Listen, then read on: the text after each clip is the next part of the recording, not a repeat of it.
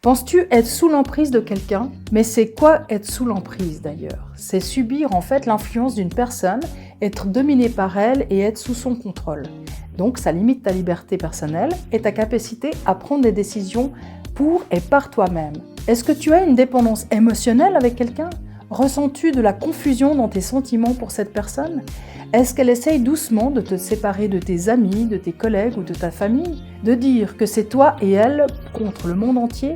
Que personne ne peut comprendre un amour comme le vôtre? Est-ce que cette personne te critique et te rabaisse, devant les autres d'ailleurs, pour ensuite te dire combien elle t'aime? Et toi, qu'est-ce que tu fais? Tu culpabilises de ne pas être à la hauteur de votre amour. As-tu peur de ses réactions? Si tu as répondu plusieurs fois oui, c'est que tu es certainement sous l'emprise de cette personne. Tu penses qu'il suffirait de partir, de dire stop. Mais c'est loin d'être simple. Retrouver son autonomie, c'est un vrai parcours du combattant. Ça commence par reconnaître et accepter l'emprise, puis s'en libérer avec courage et souvent avec de l'aide. En premier lieu, il faut se reconnecter à soi, apprendre à reconnaître ses besoins, à poser ses limites, à reprendre le pouvoir sur sa vie. Je m'autorise te permet de trouver des ressources pour retrouver ton autonomie et te défaire de cette situation. Alors, si tu es sous l'emprise d'une autre personne, n'oublie pas que tout peut changer, que tu as en toi le pouvoir de renverser la situation. Pour cela, rejoins-moi sur jemautorise.com et retrouve la communauté Je m'autorise.